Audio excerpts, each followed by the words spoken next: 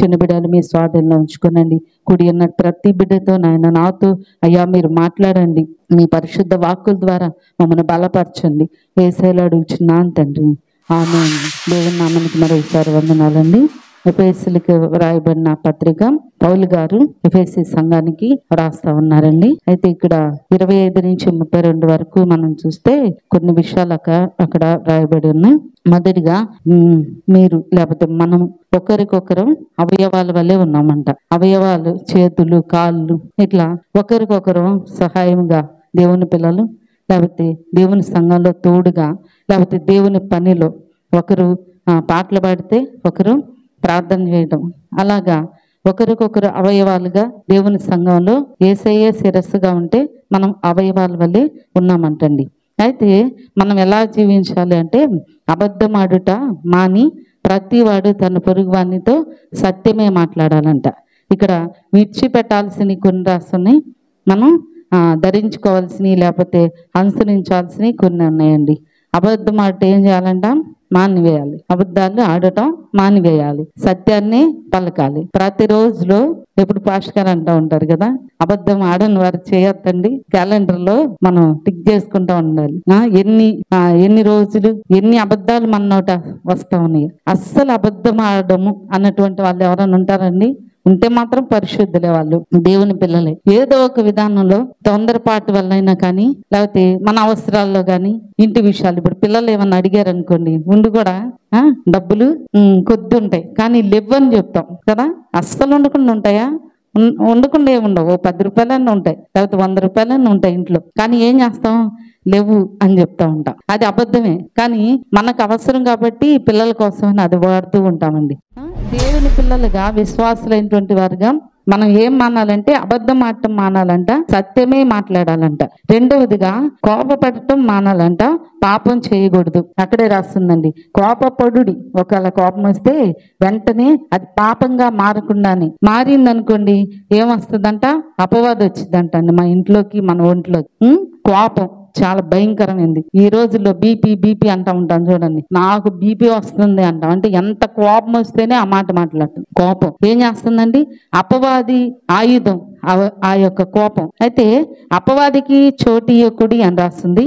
ఇంకా కింద దొంగిలవాడు ఇక మీదట దొంగిలక అక్కరగలవానికి పంచిపెట్టుటకు వీలు కలుగు నిమిత్తము తన చేతులతో మంచి పని చేయొచ్చు కష్టపడవలను. ఇక్కడ కష్టపడి పని చేస్తూ ఇతరులకు కూడా సహాయం చేయాలంటండి. మూడవదిగా మనం కష్టపడి పనిచేసి వీలైనంత మట్టుకు కొంచెమైనా ఇతరులకు మనం సహాయం చేయాలంట. మొదటిదేమో మనం అవయవాల వల్ల ఉన్నాం దేవుని ఇంట్లో, అందుకని అబద్ధం ఆడటం మానాలి. రెండవది ఏం చేయాలండి?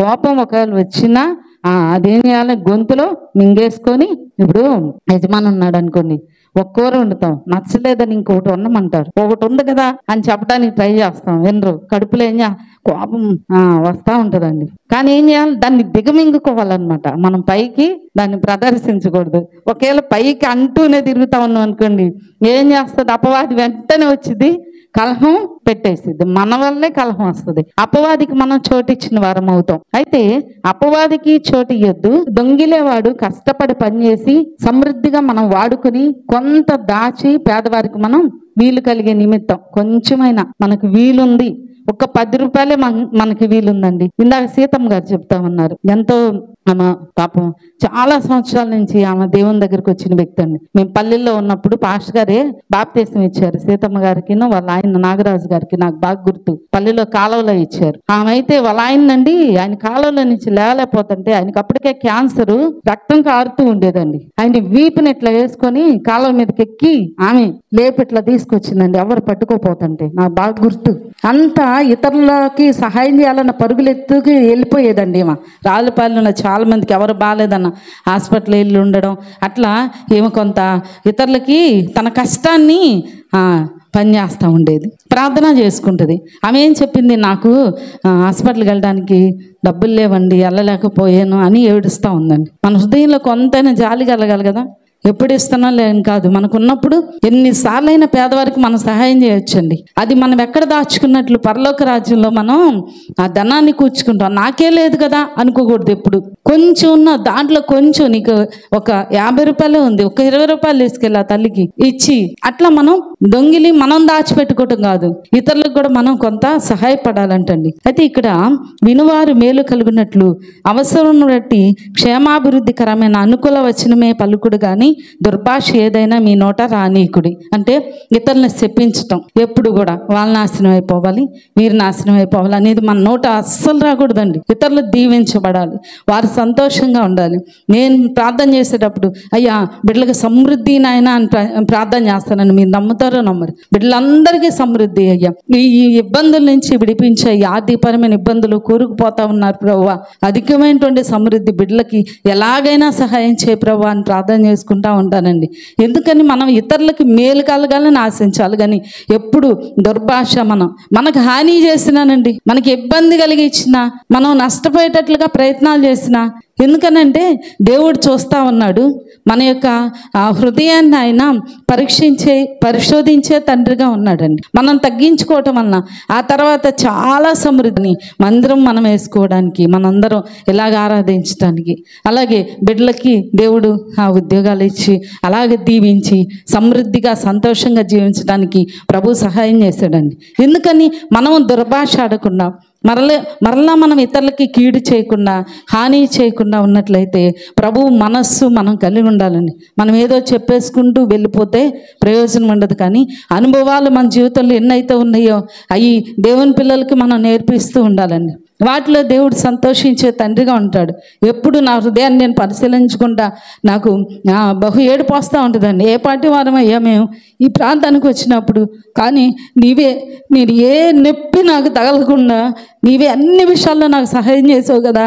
నా హృదయాన్ని నీ వెరుగుడిని నేను దేవునితో ఎప్పుడు మాట్లాడుకుంటూ సంతోషంగా ఆనందంగా, నాకు కొంచెం సమయం ఉన్నప్పుడు అలాగా బాగుంటుందండి. కూర్చొని ఒక్కదాన్ని యేసయ్యతో తన సొంత బిడ్డలాగా నేను మాట్లాడుకుంటా, యేసయ్య నా తండ్రి వలె, నీవే నా తండ్రి లాగుండి, ఒకవేళ తల్లిదండ్రులు ఉన్నా ఉద్యోగాలు చేసుకుంటున్నా వారు మనకు కొంత మాత్రమే సహాయం చేయగలరండి. కానీ యేసయ్య అన్ని విషయాల్లో కూడా ఎంత బలహీనత వచ్చినా నేను అందరికీ చెప్పుకోవడానికి ఇష్టపడను, కానీ నాకు వెంటనే తగ్గిపోయిద్దండి. ఎందుకనంటే నాకు నా తండ్రి నన్ను చూసి నాకు సహాయం చేస్తానంటే ఒక నిరీక్షణ నా హృదయంలో ఎప్పుడు కూడా నేను ఆనందంగా ప్రభు వైపే చూసుకుంటూ వెళ్తూ ఉంటానండి.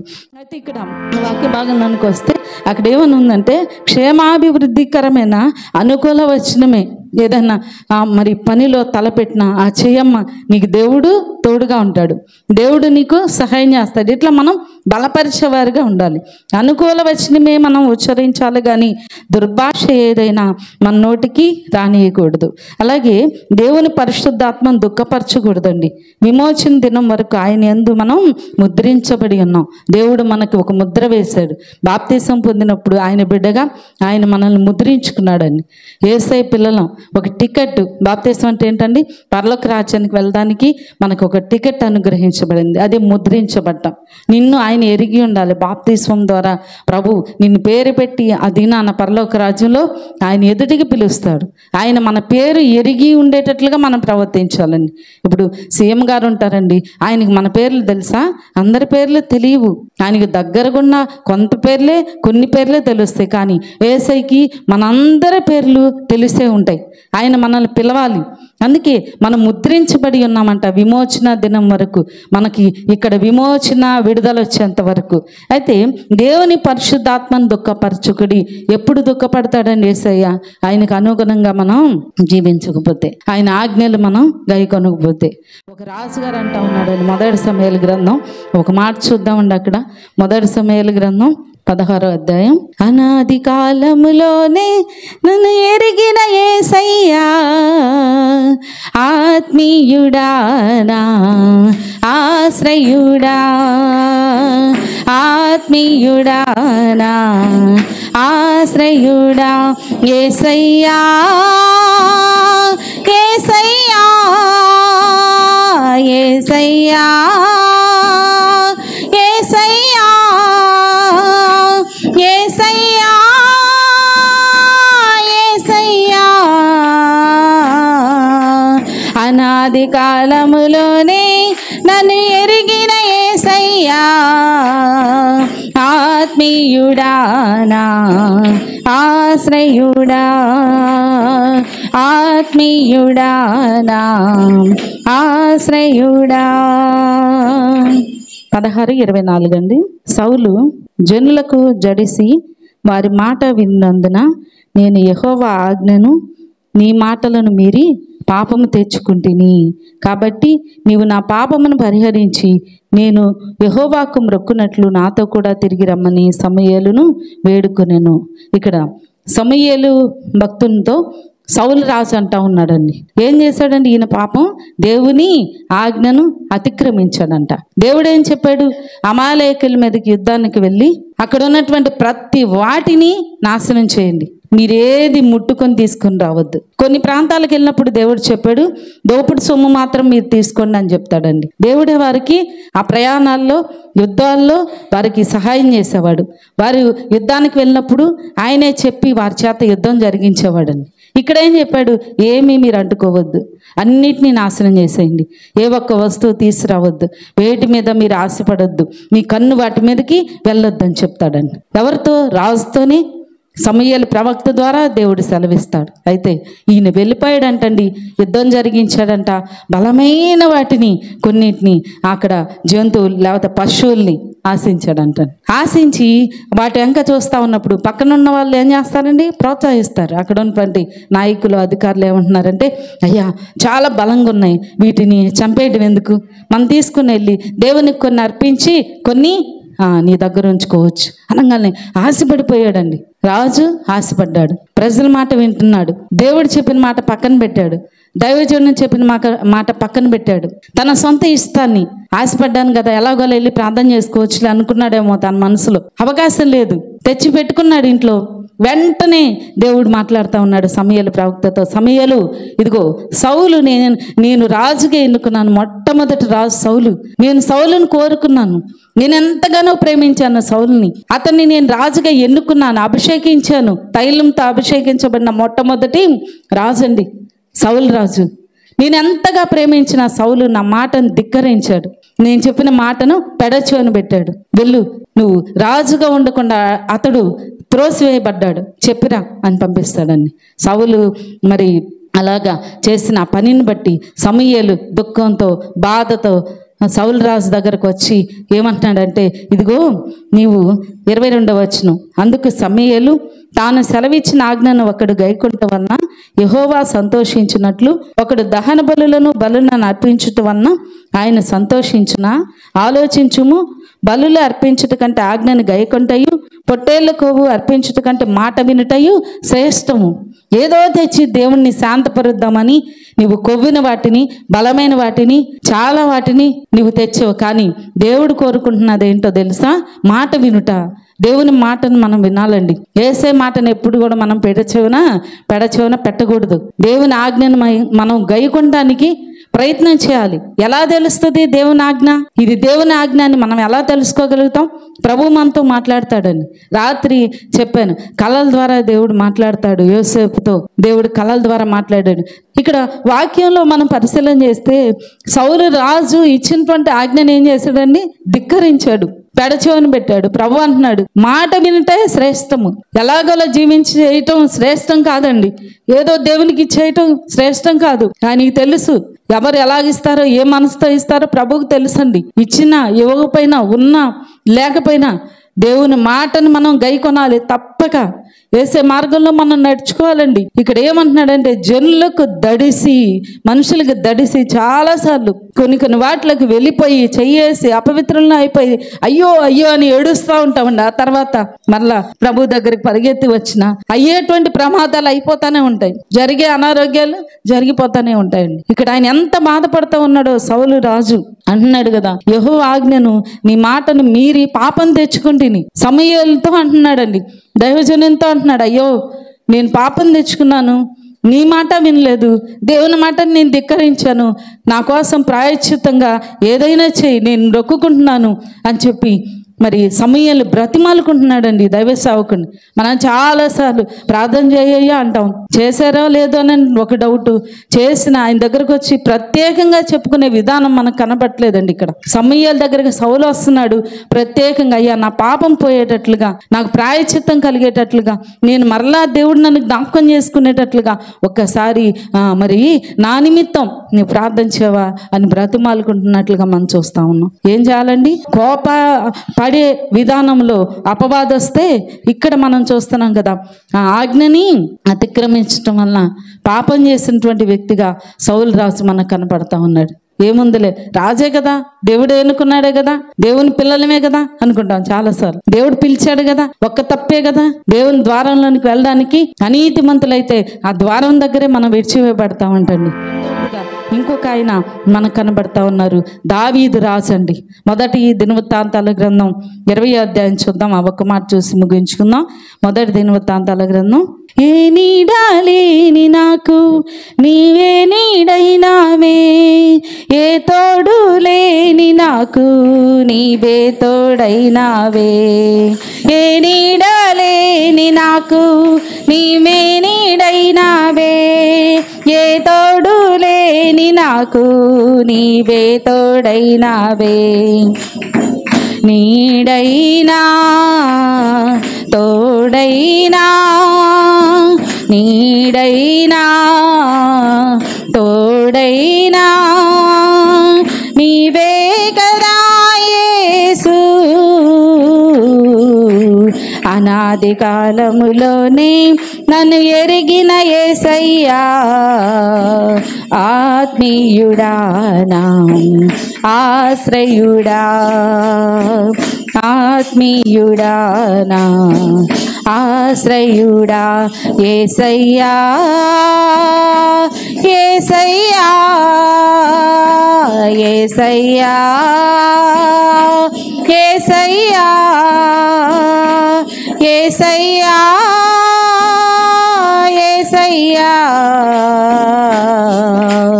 అనాది కాలములోనే నన్ను ఎరిగిన యేసయ్యా, ఆత్మీయుడా నా ఆశ్రయుడా, ఆత్మీయుడా నా ఆశ్రయుడా.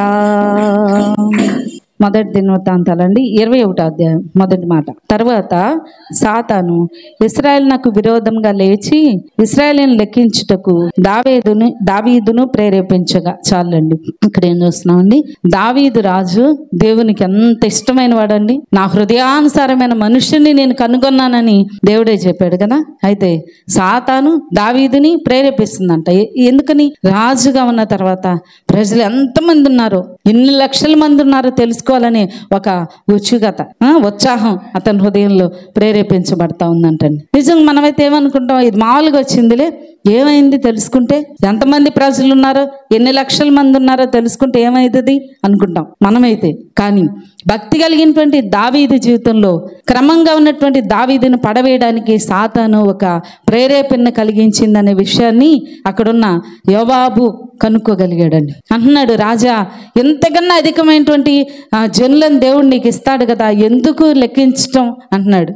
కానీ దావీదు మాత్రం సాతాను ప్రేరేపణ వలన లెక్కించాల్సిందే, నువ్వు వెళ్ళి ప్రయత్నించు, నువ్వు చేయాల్సిన పని మొదలుపెట్టని పంపించేశాడంటండి. ఆ తర్వాత దావీదు ఏం ప్రార్థన చేస్తున్నారో చూద్దామా. 8వ వచనం చూస్తే, దావీదు నేను ఈ కార్యము చేసి అధిక పాపము తెచ్చుకొంటిని, నేను మిక్కిలి అవివేకంగా ప్రవర్తించి తిని, ఇప్పుడు నీ దాసుని దోషము పరిహరించుమని దేవునితో మొరపెట్టగా అక్కడ తెగులు వస్తుందంటండి, ఖడ్గం వచ్చిందంట.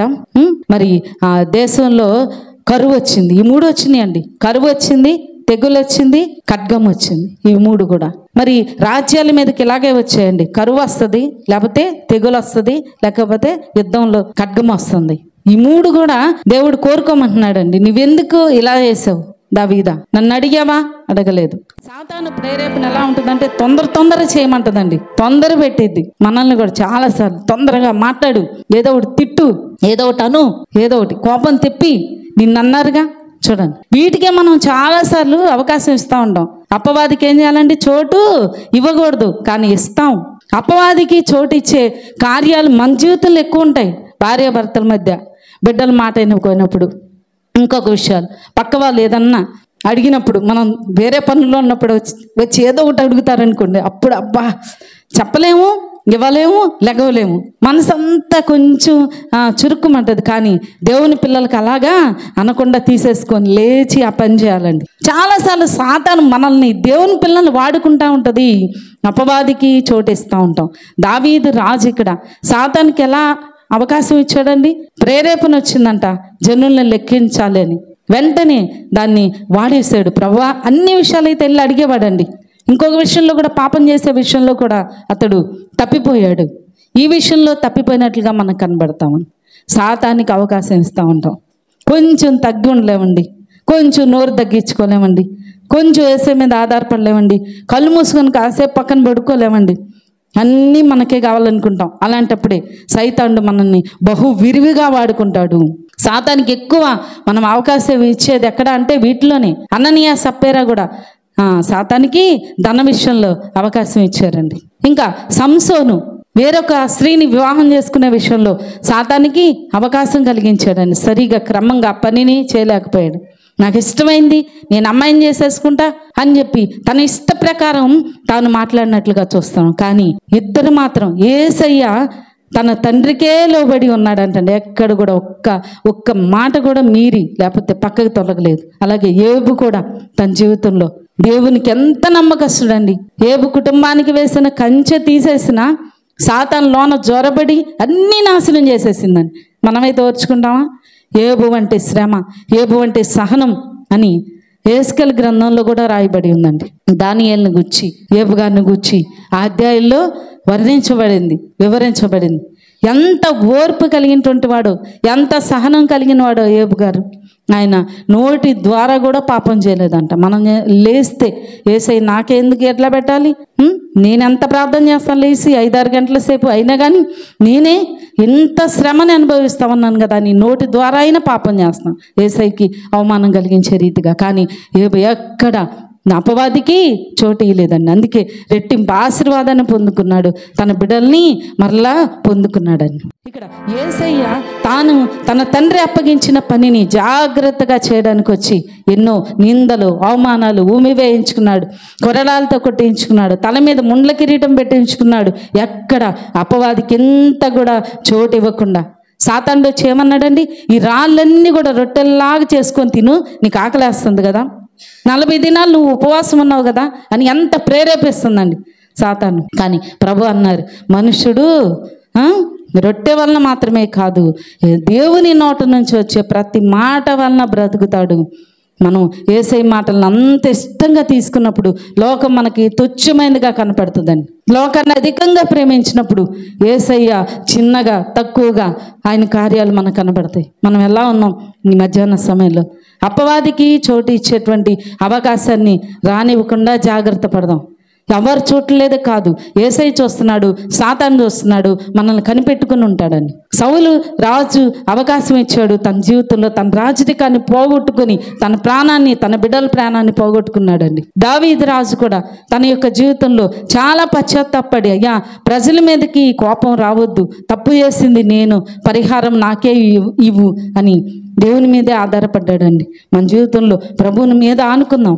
ఆయన అంటున్నాడు కదా, ఎవరి మనసు నీ మీద ఆనుకున్నో వానికి పూర్ణ శాంతి కలుగుతుందని యెషయా గ్రంథంలో ప్రవక్త ద్వారా దేవుడు మాట్లాడుతూ ఉన్నాడు. మనం దేవుని మీద ఆనుకుందాం. మన చింత యావత్తు, మన భారం యావత్తు ఆయన మీద వేద్దాం. మనకున్నది చిన్న ప్రయాణం అండి. మనల్ని ఒక 60, ఒక 70, లేకపోతే ఒక 50, ఒక 100 ఆయన భూమి మీదకి పంపించాడు. ఈ కొద్ది ప్రయాణంలో మూటముళ్ళు వేసుకొని, నిరాశ అనేటువంటి ఒక మూటను భుజాన్ని వేసుకొని మన ప్రయాణాన్ని అధికం చేసుకోక సులువుగా చిన్న బ్యాగ్తో మనకున్నటువంటి కొద్ది మంచి క్రియలతో ప్రభు రాజ్యానికి వెళ్ళడానికి మనం ప్రయాణం చేద్దాం. అంతే కదండి. లగేజ్ వేసుకొని ఊరు వెళ్ళాలంటే 4-5 మూటలని అనుకుని ఎంత కష్టమో వాటిని లేకపోతే పిల్లల్ని ఎక్కువ మందిని తీసుకెళ్ళినప్పుడు. కానీ మనకిచ్చిన జీవితంలో ఎవరి బాధ్యత వారిదే దేవుని రాజ్యానికి వెళ్ళడానికి. నువ్వు ప్రార్థన చేస్తే నీ బిడ్డ దేవుని రాజ్యానికి రాడు. వారి నిమిత్తం ప్రార్థన చేస్తాం అంతవరకే కదా. నువ్వు బాప్తీసం పొందితే ఆ ముద్ర నీదే. నువ్వు జాగ్రత్తగా జీవిస్తే ఆ ప్రతిఫలం నీకే కదా. అయితే ప్రార్థన చేయటం వలన మన కుటుంబాన్ని మనం దేవుని వైపు మళ్ళించవచ్చండి. మనం బాధ్యతగా బిడ్డల పట్ల, యజమాని పట్ల, మన కుటుంబం పట్ల ఒక భారాన్ని తీసుకుందాం. ఎప్పుడు వింటానే ఉంటాం కానీ మరలా ఎవరు లేపుతారండి మనల్ని? గుమ్మములారా మీ తలలు మీరే పైకి ఎత్తుకొనాలని దేవుని వాక్యం సెలవిస్తూ ఉంది. దేవుని వాక్యం ద్వారా బుధవారం, శనివారం, ఆదివారం దేవుని మాటల ద్వారా మన హృదయాన్ని మనం వర్ధల్ల చేసుకోవాలి, ఉప్పొంగింప చేసుకోవాలంటండి, ఉజ్జీవింప చేసుకోవాలంట. దేవుని వాక్యాన్ని జ్ఞాపకం చేసుకుంటూ అలాగే దేవుని వాక్యాన్ని మనం చదువుకుంటాం. మరి ఈ కొద్ది మాటలు దేవుడు మన వెనుకల్లో దీవించునుగాక. ఆమేన్.